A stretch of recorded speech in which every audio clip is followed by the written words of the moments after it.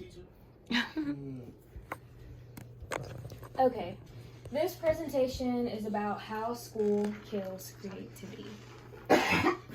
So have you ever thought about how school kills your creativity by making you learn things that you don't want to, like math or history that's a long time ago, instead of talking about history that's now? The change of school. Schools should change what they teach and how they teach and give options that actually prepare you for the real world. This is very important because more people would want to learn if they changed the structure. When I say change the structure of learning, of course, younger kids who are in pre-K to, let's say, 3rd grade, they have more options to learn in a fun way. Where if they're learning about numbers, they're getting Skittles to learn how to count to 1, 2, and 3. But once you get to higher education, you're basically stuck with learning math and all these other things by just writing it down on a piece of paper or being on your computer all night long instead of adapting to what you're learning. How can we fix it? How can we fix it is really just communication. And I really do want to say it's not our teachers' fault because what the government gives them is what they have to teach.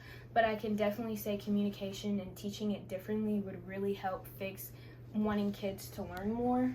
If teachers changed the way they taught subjects, it would help students want to be more attentive. From the research that I use, communication is really key. Asking students how do they want to learn this subject. So let's say they have to learn algebra, maybe the teacher can give 3 options of how they want to learn it, like a game or a project, really anything to really have them pay attention instead of getting a piece of paper. When we enter the course of high school, creativity is killed by being put in a box.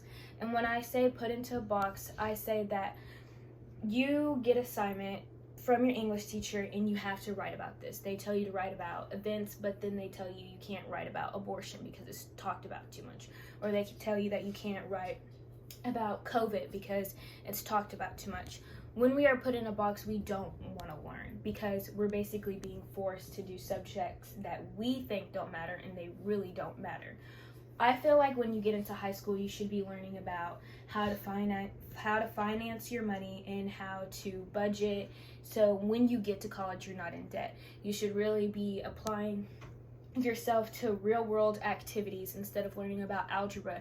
That's just going to change in the 3 years because the government decided that we were learning algebra wrong. When being forced to learn stuff that won't help you in the real world and being put in an academic box, it can kill people's creativity. When in school, children should be learning about stuff that will help them in the real world instead of algebra that's consistently changing in other subjects. Teachers can change the way they grade and the way they teach assignments to grab the students' attention. Another thing with killing creativity, a lot of kids don't want to go to college because they know they're going to have to take these courses again. They know they're going to have to do algebra again to basically reach their major because they have to do gen eds or classes to build them up there. I really do feel like instead of high school pushing us to learn all these things about algebra, why would we repeat them in college if we already learned all this stuff in high school? In high school, when you're learning algebra or history, how is that going to help you basically figure out what you want to do when you get to college?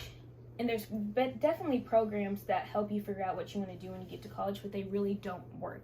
And the reason is because your creativity is killed because you've been in school since you were like 5. And then you have to go back to college and you'll be in college until like you're 25 or 30.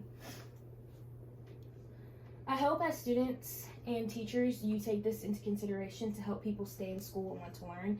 If students and teachers took different approaches, the school and learning system would definitely improve. And before I end this presentation, I do want to say it is students and teachers' fault because sometimes students don't apply themselves. So, thank you.